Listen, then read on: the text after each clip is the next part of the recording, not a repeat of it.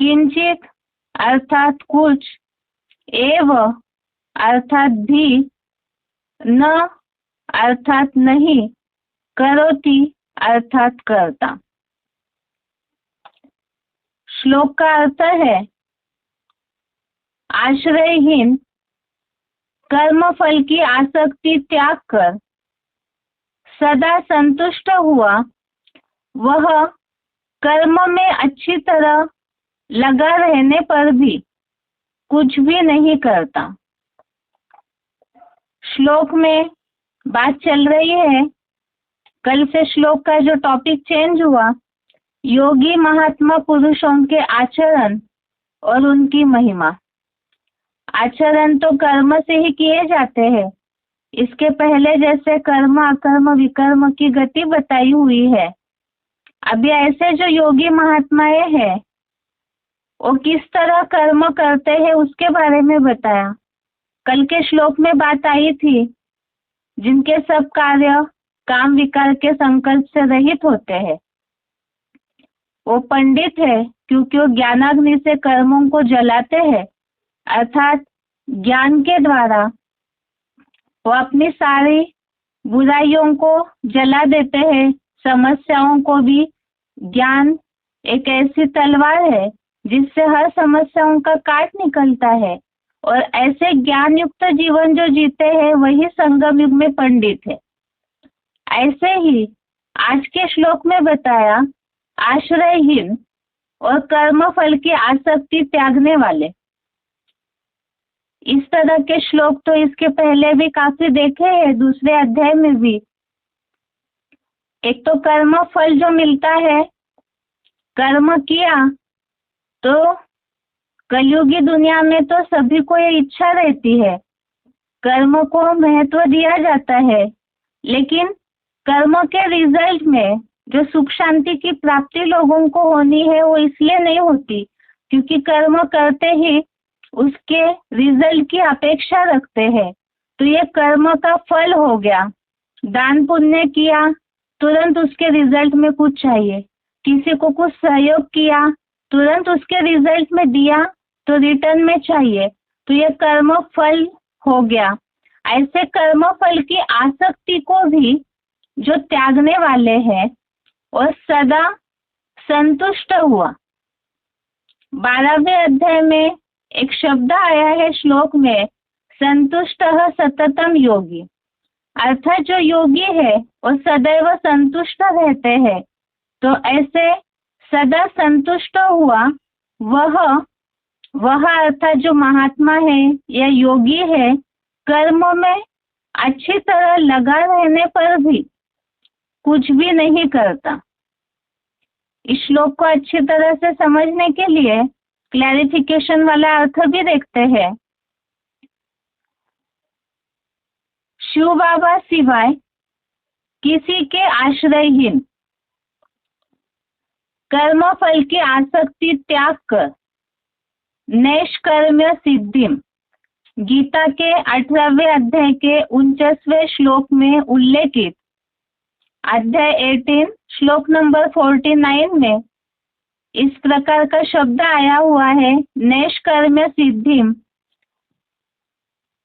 आगे सदा संतुष्ट हुआ वह सहज योगी सांसारिक कर्म में अच्छी तरह लगा रहने पर भी कुछ भी नहीं करता। सदा शिव ज्योति समान जैसा निराकारी अभोक्ता अकर्ता रहता है। ये बात तो खास जो अव्वल नंबर योगी है इस संसार का, जिनका हमेशा योगेश्वर के रूप में ही गायन होता है, उनके लिए है। बाकी तो सब नंबरवार ऐसे पुरुषार्थी है। तो ऐसे पुरुषार्थ करने का तरीका यहाँ बताया है। जो श्लोक में उल्लेख आया है, नैव किंचित करोति सह, ऐसा ही शब्द 5वें अध्याय के 8वें श्लोक में भी आया हुआ है। एक बार उस श्लोक को भी देखते हैं ताकि इस श्लोक का रेफरेंस समझ में आए।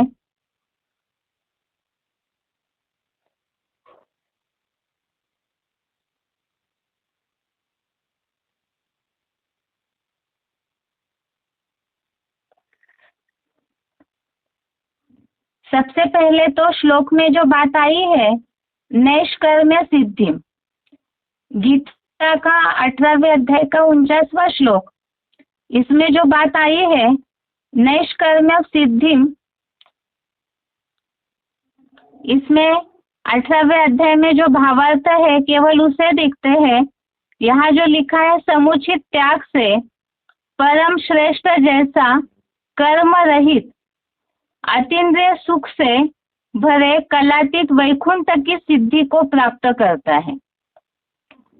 नैष्कर्म्यम सिद्धिम अर्थात ही वास्तव में यहाँ जैसे बात आई, एक तो कर्म फल की आसक्ति त्याग करके, और दूसरा ऐसा जो पुरुषार्थी है कर्म रहित, और जब कर्म रहित होगा, जो 5वें अध्याय के 8वें श्लोक में उल्लेख आया है नैव किंचित करोति यह, अर्थात ही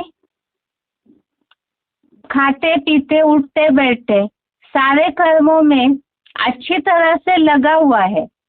आज के श्लोक में जो उल्लेख है सहज योगी सांसारिक कर्मों में अच्छी तरह लगा रहने पर भी, और 5वें अध्याय में भी इसका उल्लेख आया है कि सारे जो दैनिक कर्म है और सारे कर्म करते हुए भी कुछ भी नहीं करता है ऐसा मानता है, तो वो तब ऐसी स्थिति होगी जैसे बताया ऐसा आत्मज्योति में स्थिर योगी अकर्ता है।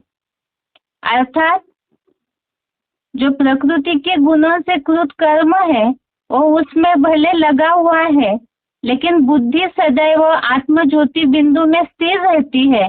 तो ऐसे सब कर्म करते हुए भी जैसे कुछ भी नहीं करता है, और उसी को समझाने के लिए आगे बताया कि सदाशिव ज्योति समान जैसे निराकारी अभोक्ता अकर्ता रहता है।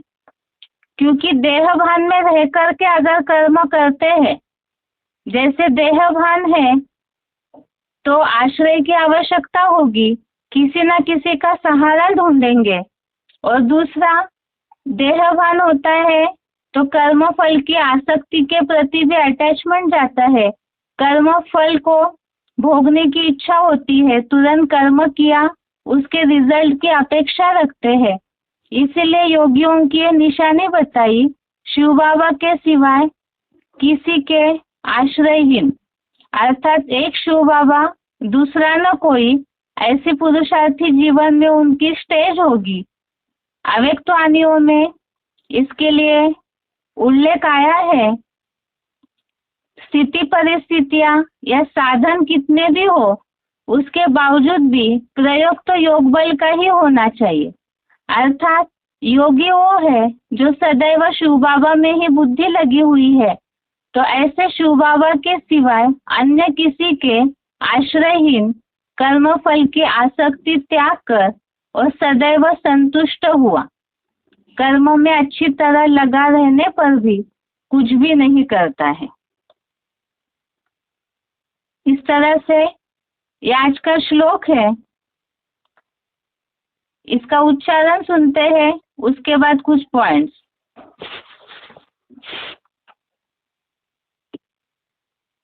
त्यक्त्वा कर्म फलासङ्गं नित्यतृप्तो निराश्रयः कर्मण्यभिप्रवृत्तोऽपि नैव किञ्चित् करोति सः। शिव बाबा सिवा किसी के आश्रयहीन कर्मफल की आसक्ति त्याग कर नैष्कर्म्य सिद्धि, गीता के 18वें अध्याय का 49वां श्लोक से सदा संतुष्ट हुआ, वह सहज योगी सांसारिक कर्म में अच्छी तरह लगा रहने पर भी कुछ नहीं करता, सदा शिव ज्योति समान जैसे निराकारी अभोक्ता अकर्ता रहता है। त्यक्त्वा कर्म फलासङ्गं नित्यतृप्तो निराश्रयः कर्मण्यभिप्रवृत्तोऽपि नैव किञ्चित् करोति सः। शिव बाबा सिवा किसी के आश्रयहीन कर्मफल की आसक्ति त्याग कर नैष्कर्म्य सिद्धि, गीता के 18वें अध्याय का 49वां श्लोक से सदा संतुष्ट हुआ वह सहज योगी सांसारिक कर्म में अच्छी तरह लगा रहने पर भी कुछ नहीं करता, सदा शिव ज्योति समान जैसे निराकारी अभोक्ता अकर्ता रहता है।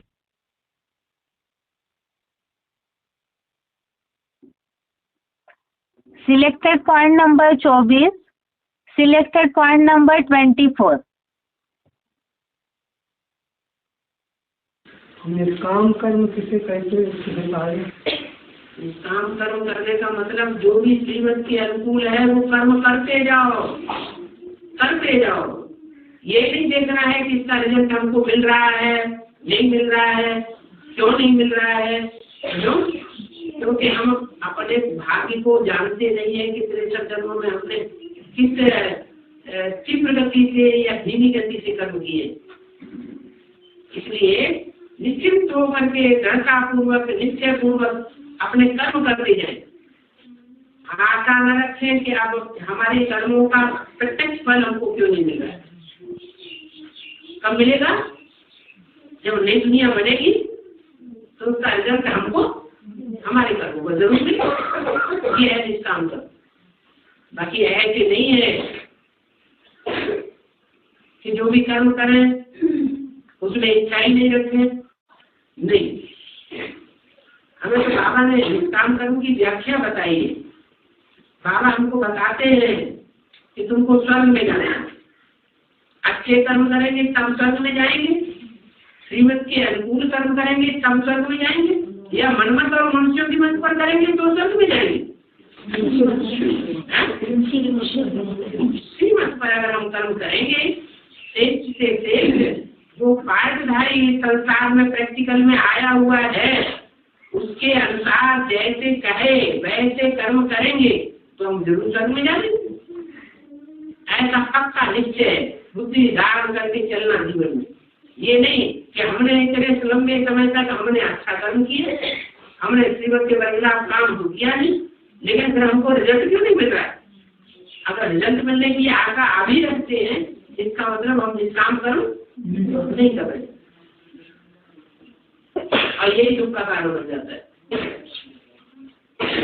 अच्छा कर्म करते जाओ करते जाओ करते जाओ, श्रीमत के अनुकूल चलते जाओ, फल की आशा नहीं रखनी है। क्यों नहीं मिल रहा है? क्योंकि हमें बाप ने बताया है कि जो भी तुम अच्छे कर्म करते हो उसका फल कहाँ मिलेगा? अगले जन्म में मिलेगा या यही मिलेगा है? भविष्य 21 जन्म में मिलेगा। यहाँ हर एक कर्म का फल नहीं ढूंढना है कि हमको क्यों नहीं मिलता है।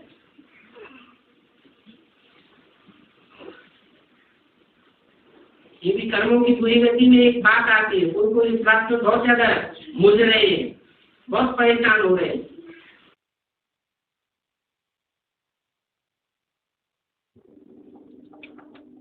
यहाँ जैसे बात आई निष्काम कर्म की, कर्म फल की आसक्ति को त्यागना अर्थात श्रीमत अनुसार कर्म करते जाना है। उसका रिजल्ट तो नई दुनिया में मिलेगा ही, जिसके लिए निष्काम कर्म बताया। आगे का सिलेक्टेड पॉइंट है 1255 नंबर का, सिलेक्टेड पॉइंट नंबर 1255। सभी को जब भी मिलो, जिससे भी मिलो, चाहे आपस में मिलो चाहे बाहर की आत्माओं से मिलो, लेकिन जब भी मिलो जिससे भी मिलो उनको संतुष्टता का सहयोग दो। क्या? उन आत्माओं को ये भासना है कि इनके मिलने के बाद हमें संतोष आ गया। ये कब होगा? जो संतुष्ट मणि होगा वो दूसरों को भी संतोष दे सकेगा।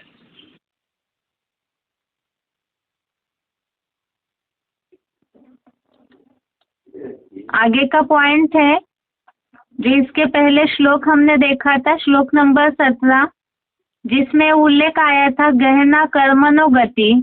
कर्म की गति अति गहन है जिसमें सब चकरा जाते हैं।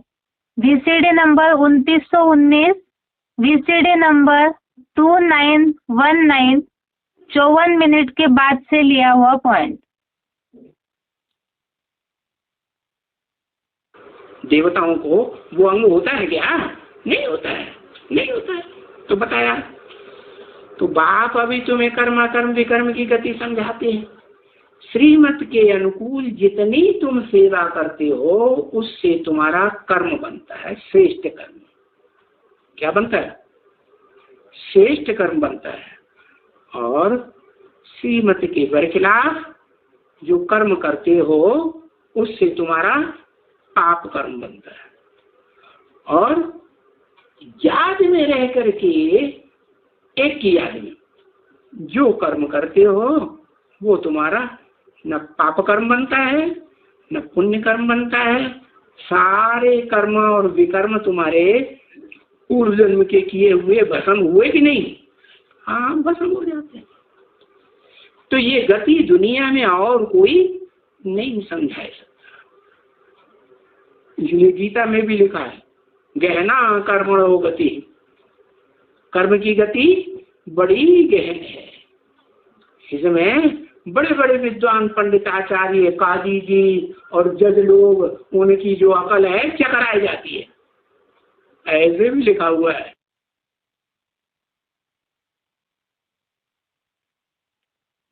आगे का पॉइंट है VCD number 2919, VCD number 2919, 49 minute के बाद से लिया हुआ पॉइंट है। कर्म की गति गुह्य है। तो बताया कि बाप ने कर्म की विकर्म की गति समझाई है कि विकर्म जो है तब बनता है जब याद में बिल्कुल नहीं रहते तो पूरा विकर्म बन जाता है, और थोड़ा बहुत याद में रहते हैं तो थोड़े थोड़े विकर्म बनते रहते हैं। संपूर्ण याद में रहेंगे तो विपरीत कर्म कुछ भी नहीं होगा, और सुकर्म भी नहीं होगा, सुंदर कर्म भी नहीं होगा। क्या? न पुण्य बनेगा न पाप बनेगा। तो बताया अकर्म कब बनता है, विकर्म कब बनता है, और कर्म कब बनता है। श्रीमत के अनुकूल काम करेंगे, बाबा बताते हैं कि ये कर्म करना है, ये कर्म नहीं करना, बताते हैं।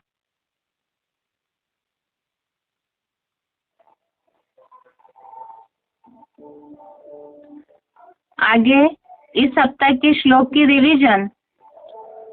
कल के श्लोक टेस्ट के लिए श्लोक है श्लोक नंबर 15 से श्लोक नंबर 20 तक, श्लोक नंबर 15 से श्लोक नंबर 20।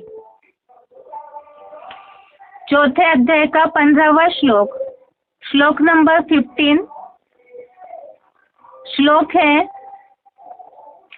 एवं ज्ञात्वा कृतं कर्म पूर्वैरपि मुमुक्षुभिः कुरु कर्मेव तस्मात् त्वं पूर्वेह पूर्वतरम कृतम। अर्थात ऐसा जानकर पूर्व कल्प कल्पांतर के पुरुषोत्तम संगम युगी मुक्ति अभिलाषियों ने भी हूबहू ऐसा ही कर्म किया था। इसलिए हर कल्प के जो के त्यों हूबहू पुनरावृत्ति के नियम से तो पूर्व से पूर्वतर हर चतुर्युगी में किए हुए कर्मों को मुकर्रर रथ में मुझे पहचान कर ही कर। 15वें श्लोक से पहले जो भगवान के दिव्य जन्म कर्म की बात आई, और साथ में ही भगवान जैसे निर्बंधन है, सदा निर्लिप्त है, तो इस तरह से मुकर्रर रथ में कार्य करने वाले दिव्य जन्मकर्ता सदाशिव को सही रीति पहचान कर जो इस बात को समझते हैं कि वो कर्म बंधन में नहीं आते हैं कभी भी, ऐसे समझकर जिन्होंने संगम युग में मुक्ति की अभिलाषियों ने कर्म किया था, तो यहाँ पुरुषोत्तम संगम युग में मुक्ति के लिए मुक्ति की अभिलाषा, मुक्ति की इच्छा से कर्म करते हैं, और ऐसे जो कर्म करने का सिलसिला है उसके लिए बताया ये कल्प कल्पांतर चलता है, इस बात को समझकर कि ड्रामा में हूबहू पार्ट रिपीट होता है, इसके पहले भी हमने मुक्ति पाई थी। ऐसे पूर्व से पूर्वतर हर चतुर्युगी में ही ये ड्रामा रिपीट होता है, कल्प कल्पांतर ये ड्रामा रिपीट होता है। ऐसे समझ करके ही कर्म कर, जिसके लिए अब मुक्ति कैसे पानी है, मुक्ति की अभिलाषा से क्या कर्म करना है जिससे सिद्धि की प्राप्ति होगी, तो उसके लिए ही समझने के लिए क्या कर्म किया था, इसे समझने के लिए रेफरेंस में श्लोक लिए थे कि कर्मों में अनासक्त भाव से ही, कर्मों में कोई भी प्रकार की आसक्ति न हो, अटैचमेंट न हो, ऐसे भाव से जो कर्म करते हैं उन्हें ही सिद्धि प्राप्त होती है।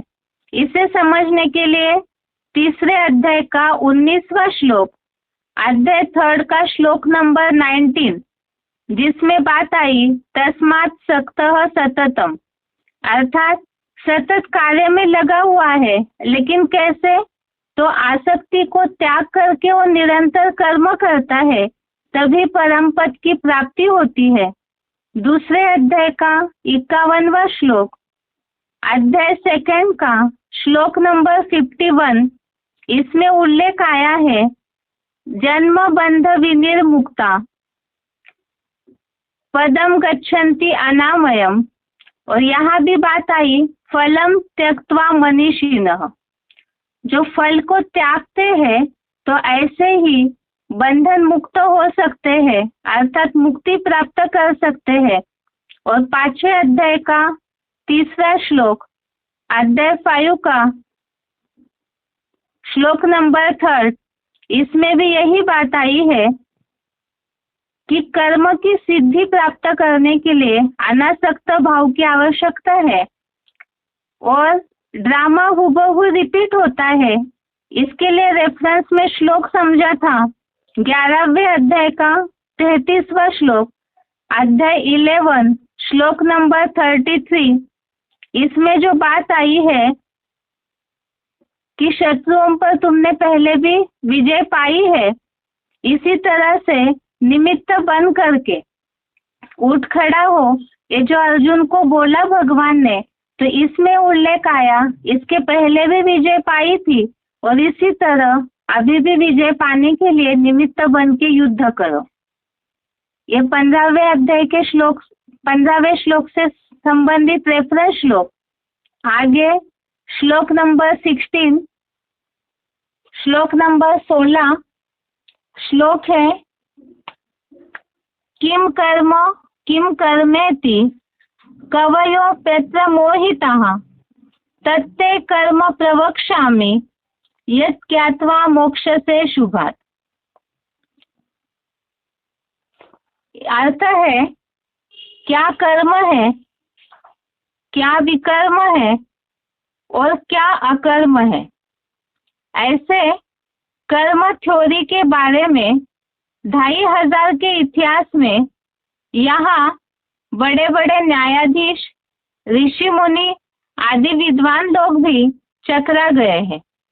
ऐसे पत्थर बुद्धि बन पड़े, तुझे वह कर्म अकर्म विकर्म का स्वरूप बताता हूँ, जिसे सच्ची गीता संविधानानुसार जानकर 2500 वर्षीय सत त्रेता के आधा कल्प के लिए अशुभ कर्मों से मुक्त हो जाएगा। श्लोक में तो पहले ही भगवान के कर्मों की विशेषता बताई थी कि वो सदैव निर्बंधन है। अभी उन्हें पहचान करके कर्म करने की मनुष्यों के लिए थ्योरी बताई हुई है, क्योंकि कर्म अकर्म विकर्म की गहन गति है और इसमें बहुत सारे लोग चकरा जाते हैं। इससे संबंधित सिलेक्टेड पॉइंट हमने देखे थे कि न्याय मिलने के लिए भी सालों साल लग जाते हैं। ऐसे ही पत्थर बुद्धि बनने के कारण कर्म की थ्योरी को कोई भी सही रीति नहीं समझ पाते हैं और भगवान उसी कर्म के स्वरूप को कि कर्म क्या है, अर्थात सुकर्म कब बनता है, अकर्म कब बनता है और विकर्म कब बनता है। अभी अभी भी सिलेक्टेड पॉइंट समझा हमने। अकर्म जो है आत्मिक स्थिति में रहकर जो कर्म करते हैं, अकर्म है याद में रहे बिना, भगवान को पहचाने बिना, याद में रहे बिना जो कर्म करते हैं, अर्थात सिलेक्टेड पॉइंट में उल्लेख आया श्रीमत के बरखिलाफ जो कर्म करते हैं वो विकर्म होते हैं। तो ये सारी गति को सच्ची गीता संविधान अनुसार जानकर, और हमारे लिए सच्ची गीता का संविधान है मुरलियों में जो श्रीमत मिलता है उस पर जितना चलते जाएंगे उतना अशुभ कर्मों से मुक्त हो जाएंगे। इससे संबंधित ही 9वें अध्याय का पहला श्लोक, अध्याय 9 श्लोक नंबर 1, इसमें उल्लेख आया है ज्ञानम विज्ञान सहितम यद ज्ञात्वा मोक्ष से शुभात। इसमें जो बात आई है कि अत्यंत गुप्त इस एडवांस गीता ज्ञान को बताऊंगा, को जानकर पाप या दुख से 2500 वर्ष के स्वर्ग में मुक्त हो जाएगा।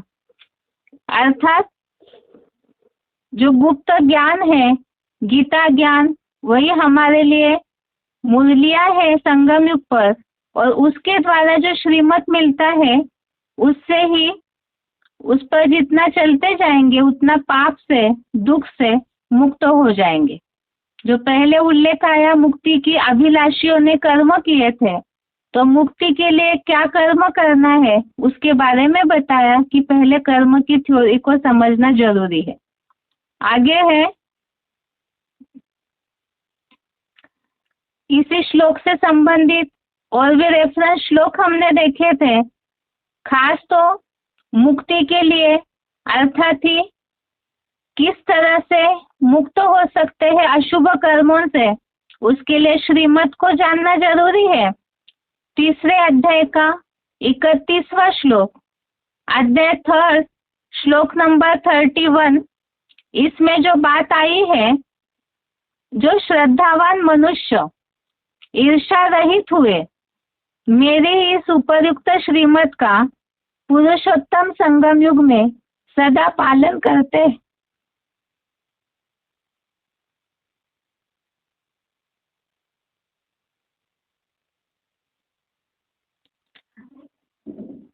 मेरी इस उपयुक्त श्रीमत का पुरुषोत्तम संगम युग में सदा पालन करते हैं, वे भी सांसारिक कर्म बंधन से छूट जाते हैं।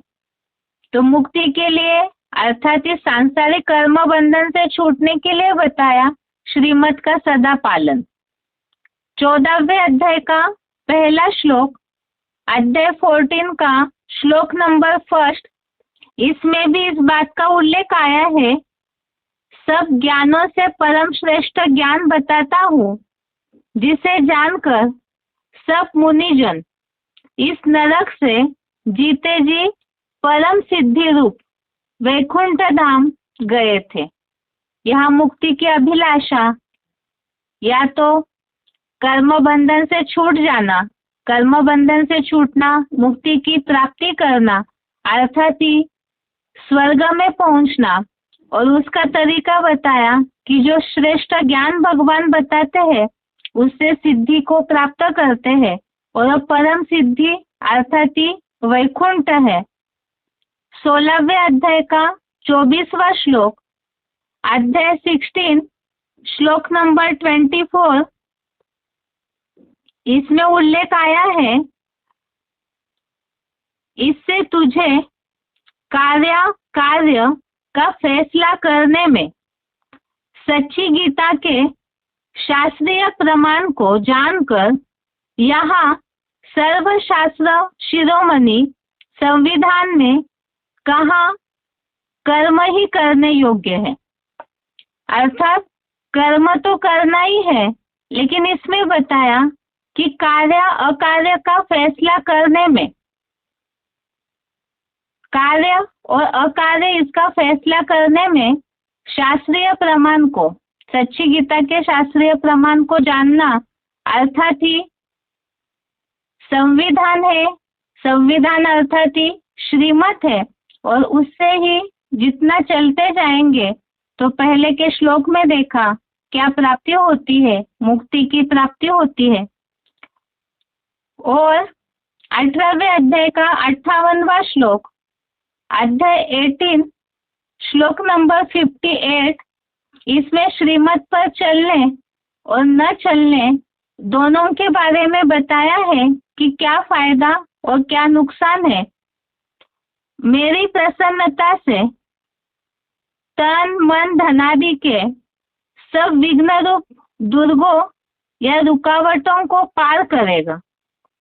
यदि मेरे में चित्तमग्न हुआ तू अहंकार के कारण नहीं सुनेगा तो सर्वथा नष्ट हो जाएगा। तो इसमें दोनों बातें बताई। श्रीमत पर चलने से जैसे पहले श्लोकों में देखा परम सिद्धि अर्थात ही वैकुंठ की प्राप्ति होती है। इस श्लोक में उल्लेख आया विघ्न रूपी दुर्गों या रुकावटों को पार करेगा।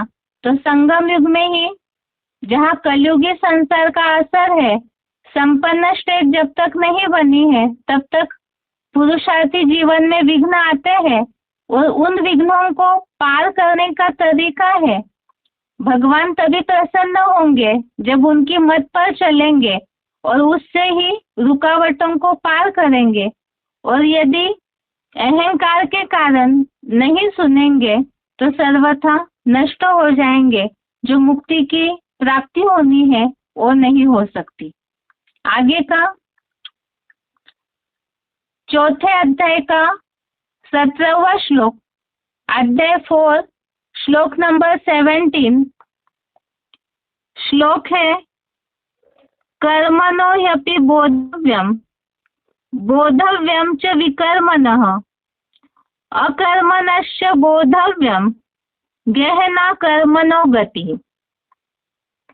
अर्थात कर्मों को जानना चाहिए और विपरीत कर्म अर्थात श्रीमत विरुद्ध विकर्म को भी जानना चाहिए, और आत्मबिंदु की स्मृति में रह अकर्म भी जानने योग्य है, क्योंकि कर्म गति अति गहन है, जो केवल मैं सदाशिव ज्योति पुरुषोत्तम संगम युग में ही आकर बताता हूँ। तो कर्म की गुह्य गति है जिसके बारे में हमने बहुत से पॉइंट्स देखे।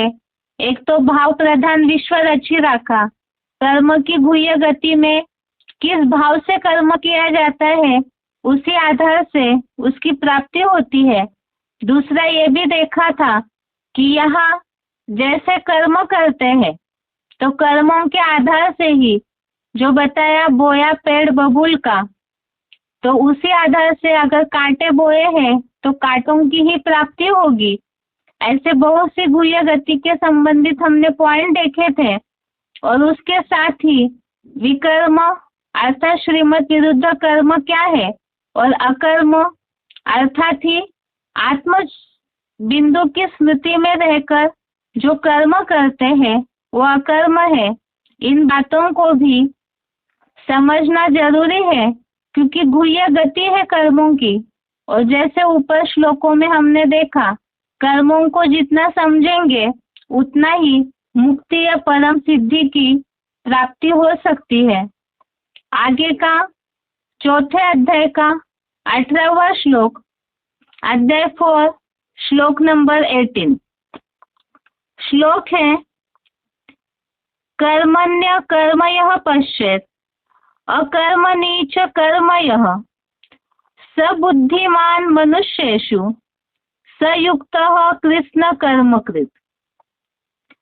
अर्थात जो व्यक्ति आत्मस्मृति से कर्म में अकर्म को निसंकल्प यानी बिंदु रूप बनकर निराकारी होते हुए देखता है, और जो कर्म त्याग में भी सदा काल संकल्प शून्य रहते हुए न किंचिदपि चिंतित। गीता का 6वें अध्याय का 25वां श्लोक, अध्याय 6 श्लोक नंबर 25 में इसका उल्लेख है। न किंचिदपि चिंतित। ऐसी मनसा से कर्म देखता है वह मनुष्यों में अवश्य ही समझदार प्रजापिता ब्रह्मपुत्र है, और वह योगी संपूर्ण सर्व संकल्प सन्यासी। गीता का 6वें अध्याय का श्लोक नंबर 4, अध्याय 6 का श्लोक नंबर 4 जैसा कर्म करने वाला है। इसमें जो बात आई है आत्मस्मृति से कर्म में अकर्म को, अकर्म की बात तो पहले भी देखी। आत्मिक स्थिति में जो कर्म करते हैं और जो कर्म त्याग में भी मनसा से कर्म देखता है, अर्थात इसके लिए बताया संकल्प शून्य रहते हुए। और संपूर्ण योगी वही है जो सर्व संकल्प संन्यास्त, अर्थात जिसने संकल्पों में भी सब कुछ का त्याग किया है, तो वह संपूर्ण योगी, वह योगी संपूर्ण कर्म करने वाला है। अर्थात दुनिया वाले तो सोचते हैं सुबह से शाम तक गधे की तरह कर्म करना ही कर्म है, लेकिन भगवत गीता में खास इस बात का उल्लेख है कि संकल्पों से भी सब कुछ जिसने त्यागा है, अर्थात जैसे फल की आसक्ति की इच्छा होती है लोगों को, संकल्प चलते रहते हैं, इस भाव से यहाँ बताया कि संपूर्ण योगी संपूर्ण कर्म करने वाला वही है जो सर्व संकल्प संन्यास्त। इस श्लोक से संबंधित मुरली पॉइंट है,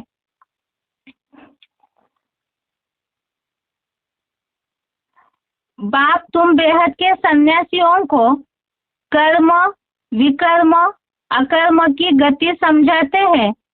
मुरली तारीख 2 जून 1968, मुरली डेट 2 जुलाई 1968। आगे का श्लोक है,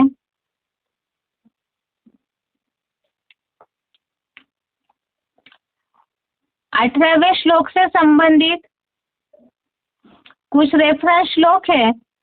6वें अध्याय का 25वां श्लोक, अध्याय 6 का श्लोक नंबर 25। जो श्लोक में उल्लेख आया है न किंचिदपि चिंतित, तो इसमें इस बात का उल्लेख है कुछ भी चिंतन न करे, आत्म बिंदु में पूरा स्थिर करके कुछ भी चिंतन न करे, तो ऐसे कर्म त्याग में, अर्थात इसमें ये बात बताई चिंतन न करे। दूसरा 6वें अध्याय का 4था श्लोक, अध्याय 6 श्लोक नंबर 4, इसमें उल्लेख आया सर्व संकल्प सन्यासी, अर्थात सब संकल्पों का संपूर्ण त्यागी। तो 18वें श्लोक में इसका उल्लेख है वह योगी ही संपूर्ण कर्म करने वाला है। तो सब कुछ करते हुए भी जैसे कि कुछ भी नहीं करता है, एक तो आत्मबिंदु में स्थिर है और दूसरा सहज कर्म करने में लगा हुआ है, फिर भी कुछ नहीं करता। इसे समझने के लिए ही 5वें अध्याय का 8वां 9वां और श्लोक नंबर 13वां, अध्याय 5 का श्लोक नंबर 8, श्लोक नंबर 9, श्लोक नंबर 13, इसमें इस बात का उल्लेख है। इसे तो कई बार श्लोक को हमने देखा है कि ऐसा योगी जो सारे कर्मों में लगा हुआ है लेकिन फिर भी अकर्ता की स्टेज में है, क्योंकि आत्म ज्योति बिंदु में उसकी बुद्धि लगी रहती है, तो कर्मों का उनके ऊपर कोई प्रभाव नहीं पड़ता है, सहज कर्म करने वाला है। आगे है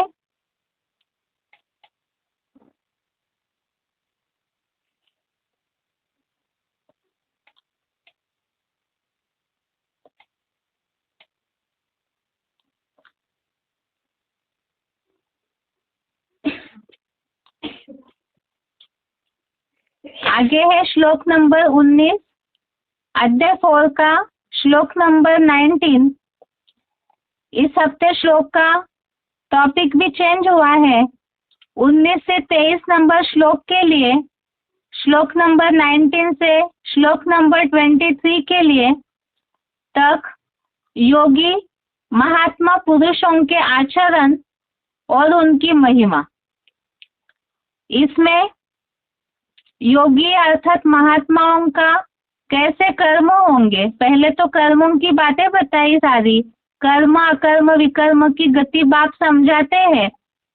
और उसमें भी जो योगी है, संपूर्ण योगी महात्मा है, वो कैसे कर्म करते होंगे उनका वर्णन सबसे पहले चौथे अध्याय का 19वां श्लोक है, यस्य सर्वे समारंभा काम संकल्प वर्जितः ज्ञानाग्नि दग्ध कर्माणं तमाहु पंडितम बुधा।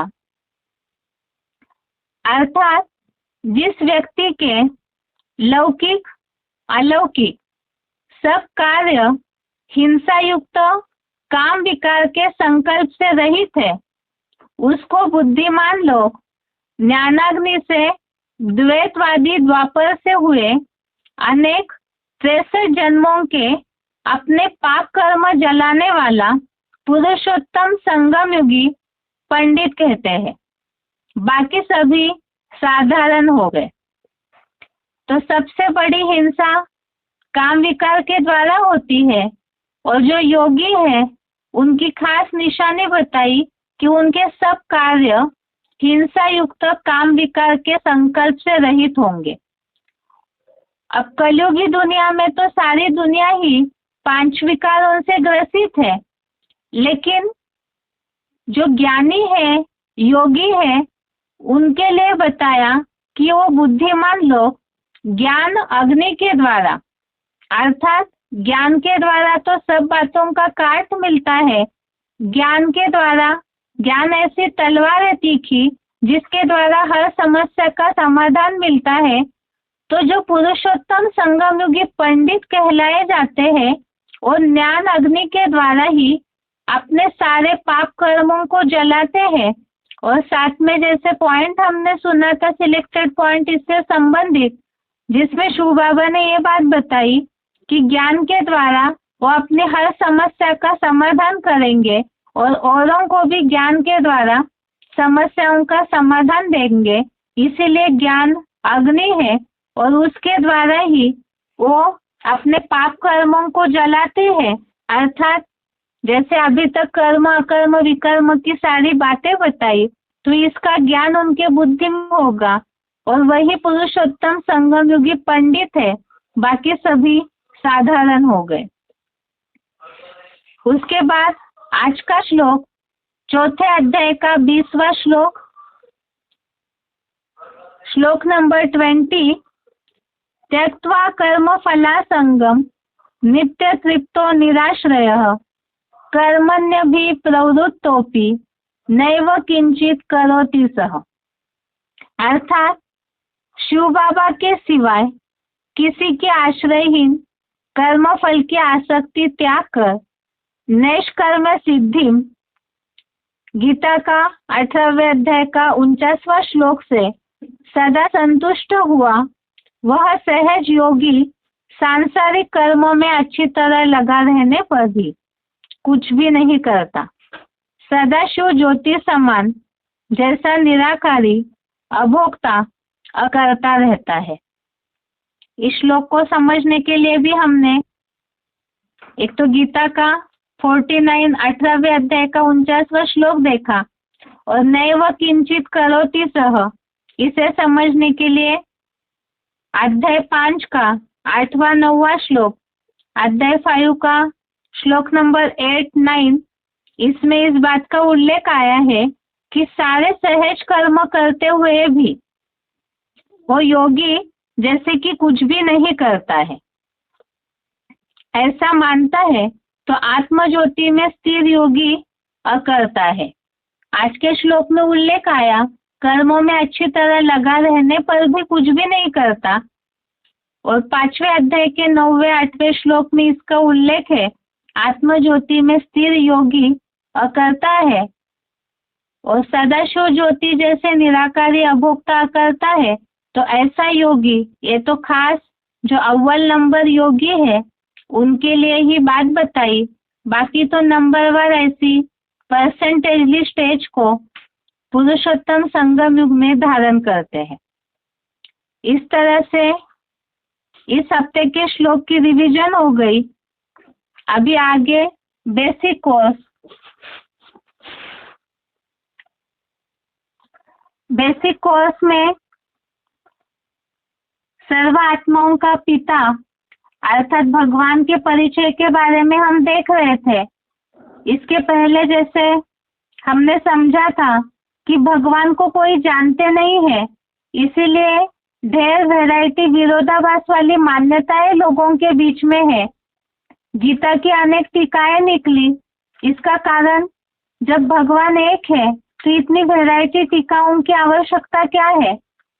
दूसरी बात, इस दुनिया में कोई भी भगवान को नहीं जानते, तो ऋषि मुनि जो भगवान के प्रति आस्था रखने वाले हैं लेकिन वो भी भगवान को यथार्थ रीति नहीं जानते हैं। इसमें सबसे पहली बात, भगवान के अस्तित्व को लेकर के अनेक शाखाओं की अनेक मतें हैं।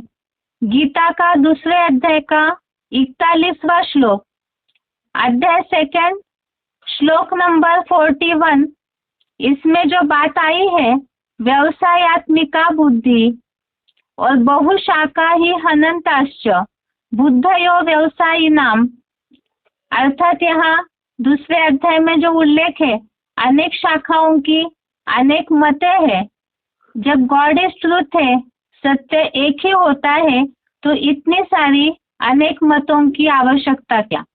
इसका मतलब कोई जानते नहीं है भगवान को, और ऋषि मुनि वो भी भगवान को नहीं जानते। इसका उल्लेख भगवत गीता के ही 10वें अध्याय का 2 श्लोक, अध्याय 10 का श्लोक नंबर 2, इसमें इस बात का उल्लेख आया है कि मेरे प्रकृष्ट जन्म को न देवगण न महर्षियों ने जाना है, क्योंकि देवताओं और महर्षियों का सब प्रकार से आदि मैं हूँ। अब भगवान ही सबका आदि है, तो उनके जन्म को, उनके कार्य को जब तक वो न बताए तब तक कोई कैसे समझ सकते हैं। भगवान के दिव्य जन्म को ऋषि मुनि तो क्या, देवताएं भी नहीं जानते, क्योंकि सबका आदि स्वयं भगवान ही है। जैसे कोई पिता है तो उनका परिचय उनके बच्चे यथार्थ रीति से नहीं दे पाएंगे, क्योंकि पिता का जन्म तो पहले होता है, वही शुरुआत है। इसी तरह से भगवान ही स्वयं आदि है, शुरुआत है, तो उनका परिचय बाद वाली जो रचना है वो कैसे दे सकती है। हम आत्मा रूपी बच्चे भी जब तक परम पिता परमात्मा स्वयं हमें अपना परिचय न दे तब तक उनको नहीं जान सकते हैं। इसीलिए ही ऋषि मुनि भी भगवान के यथार्थ रूप को नहीं जान पाए। द्वापर की शुरुआत से ही जब भक्ति सतो प्रधान थी, तो ऋषि मुनि यही कहते थे उस समय भी, नेति नेति, अर्थात हम रचयिता और रचना के आदि मध्य अंत को नहीं जानते हैं। तो इससे भी ये बात हुई सिद्ध, जो गीता में उल्लेख आया है कि मेरे प्रकृष्ट दिव्य जन्म कर्मों को कोई जानते नहीं, और ऋषि मुनि भी इस बात को सिद्ध कर चुके नेति नेति कहकर कि हम रचयिता और रचना के आदि मध्य अंत को नहीं जानते हैं। इसके लिए भी भगवत गीता में उल्लेख आया है 7वें अध्याय का 26वां श्लोक, अध्याय 7 श्लोक नंबर 26। इसमें जो उल्लेख है कि मैं संपूर्ण भूतकालीन, वर्तमान व भविष्यगत प्राणियों को जानता हूँ। मुझको कोई नहीं जानता। जैसे कोई पिता अपने बच्चों की पूरी हिस्ट्री जान सकते हैं, लेकिन बच्चे नहीं जानेंगे पिता के बारे में पूरी तरह, क्योंकि पिता तो पहले शुरुआत हुई है। इसी तरह यहाँ भी ऋषि मुनि आदि मध्य अंत को नहीं जानते।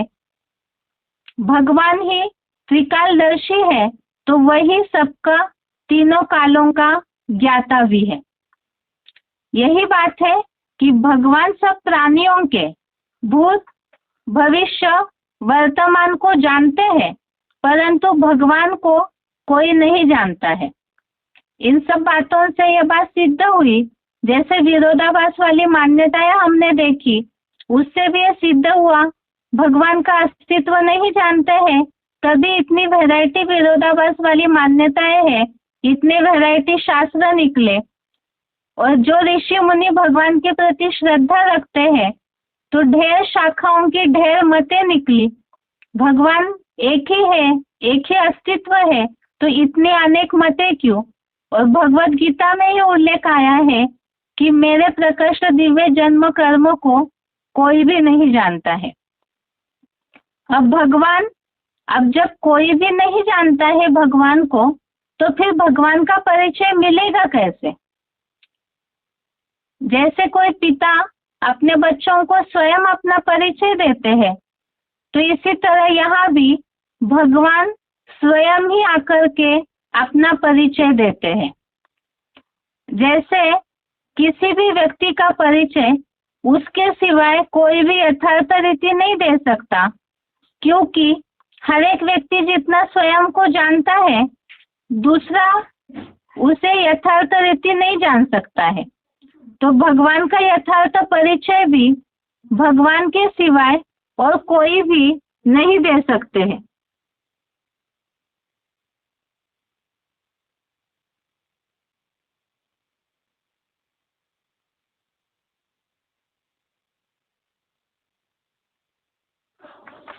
जैसे भगवान स्वयं ही अपना परिचय देते हैं, स्वयं ही अपने स्वरूप को जानते हैं।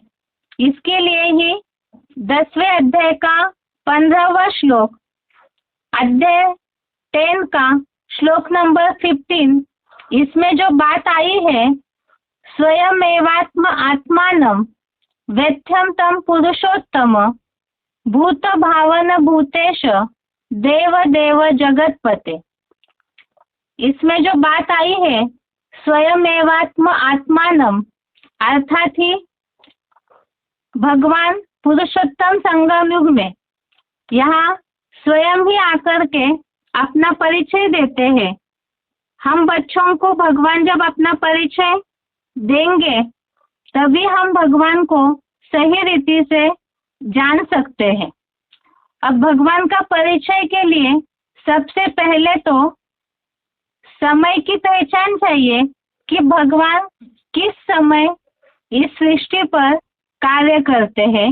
उनके समय को, आने का उनका कार्यकाल जब तक नहीं समझेंगे, तब तक इस बात पे विश्वास भी नहीं हो सकता कि भगवान का कार्य चल रहा है।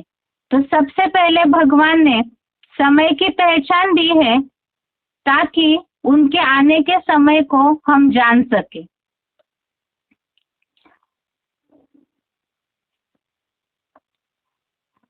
अब जैसे भगवान को जानना है, आज की इस कलयुगी दुनिया का नियम है, किसी भी व्यक्ति का पूरा परिचय अगर हमें पाना है, तो उनका आईडी कार्ड बना हुआ रहता है, लोगों को पहचानने में कंफ्यूजन ना हो, इसीलिए आईडी कार्ड में पूरी तरह उनका नाम, रूप, जन्म तिथि, उम्र, पूरा एड्रेस लिखा रहता है, और यही उस व्यक्ति की पूरी पहचान होती है।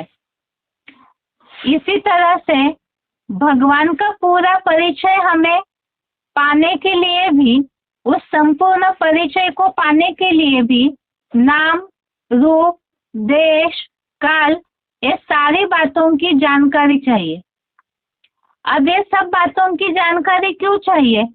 आजकल तो दुनिया में लोग मंदिर में जाते हैं, मंदिर ही उनके लिए भगवान का स्थान है, लेकिन ये सब बातें हम इसलिए समझ रहे हैं क्योंकि भगवान का कार्य जो है वो तो प्रैक्टिकल में होता है, इसीलिए ही वो प्रैक्टिकल में आकर के, डायरेक्ट आकर के किस तरह से अपना परिचय देते हैं और कार्य करते हैं, वो सब समझने के लिए ही उनके नाम रूप देश काल को यथार्थ रीति जानना जरूरी है।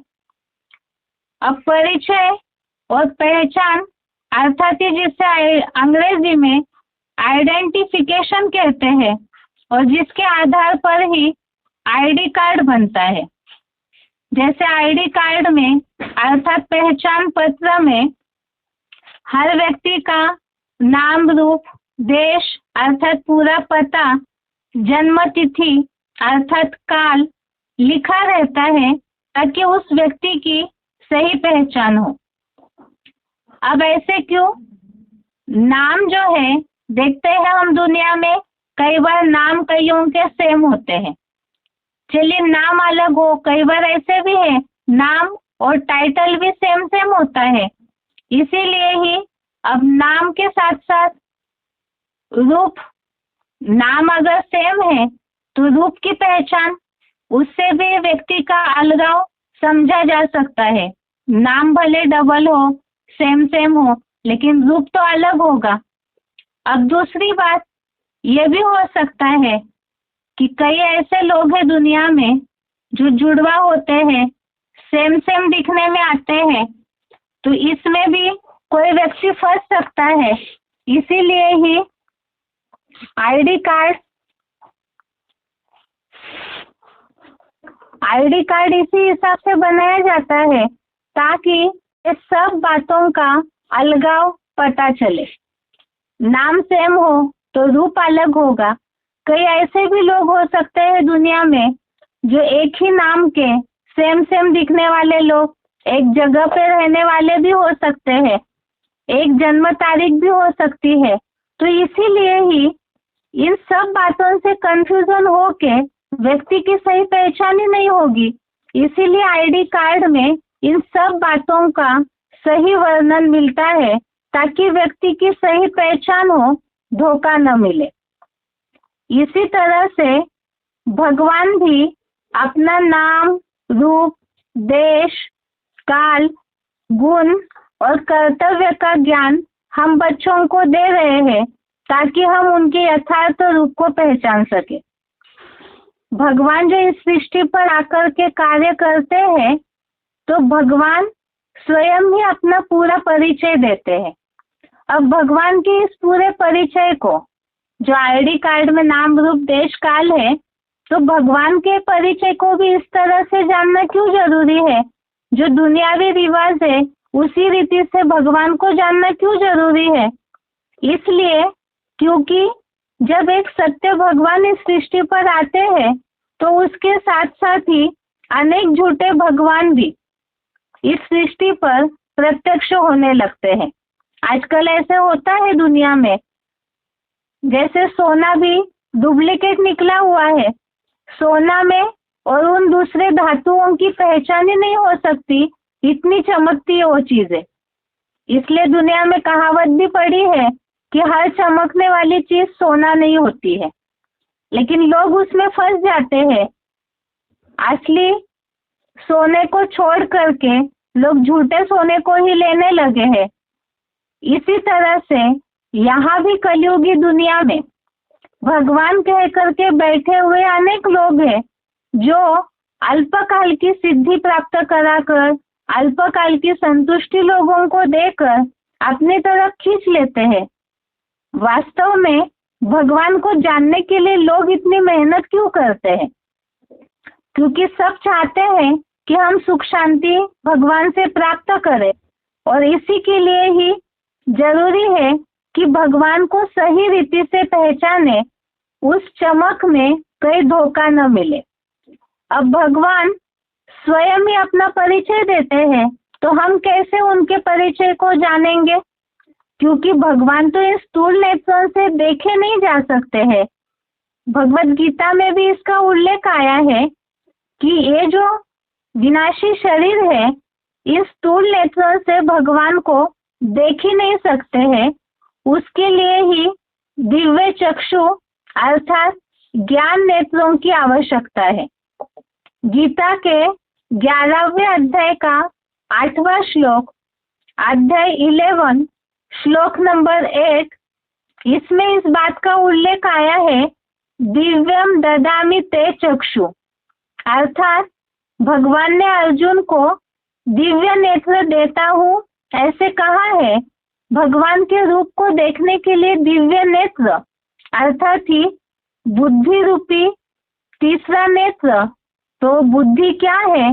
बुद्धि अर्थात ही ज्ञान है, और भगवान के उस स्वरूप को देखने के लिए ही ज्ञान देते हैं, दिव्य चक्षु देते हैं, जिसके द्वारा ही हम भगवान को जान सकते हैं। और इससे ही उस ज्ञान नेत्र से ही बुद्धि का वो जो दिव्य चक्षु है, उससे ही जो अज्ञान फैला हुआ है उसके बीच में जो अंतर है उसे भी समझ पाएंगे कि भगवान की मान्यताओं को लेके जो अंतर है वो क्यों है और कैसे है, और भगवान को लेकर के जो वितंडावाद फैला हुआ है, अज्ञानता फैली हुई है, ढेर सारा विरोधाभास फैला हुआ है, वो भी नष्ट हो जाएगा।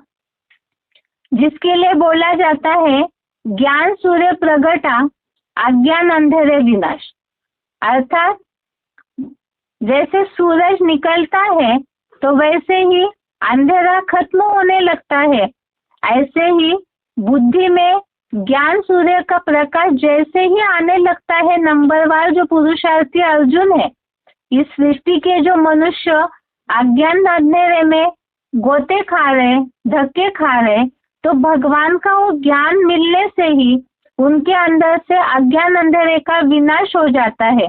और जब ये अज्ञान अंधेरे का विनाश होगा तो भगवान को सही रीति से पहचान भी पाएंगे। और इसी के लिए ही भगवान ने अपना पूरा परिचय क्या दिया है, उनका नाम क्या है, रूप क्या है, गुण कर्तव्य क्या है, पूरी तरह से इन सब बातों को हम ज्ञान के आधार से सही रीति से अगले हफ्ते समझेंगे, ताकि भगवान को समझने में कोई गलत फहमी न हो जाए। इसके साथ साथ ही बेसिक कोर्स में आज जो रिवाइज किया हुआ है वो सारा कल के श्लोक टेस्ट में भी है। जो श्लोक का रेफरेंस दिया, साथ साथ भगवान अपना पूरा परिचय देते हैं आईडी कार्ड अनुसार। तो ये सब बातों को क्यों जानना जरूरी है, ताकि कंफ्यूजन न हो। और भगवान स्वयं अपना परिचय देते हैं, और परिचय अर्थात ही ज्ञान का तीसरा नेत्र, जिसके द्वारा हम भगवान को सही रीति पहचान सकते हैं। और वो पहचान अगले हफ्ते हम देखेंगे। आज के लिए गीता क्लास यहाँ तक ही। ओम शांति।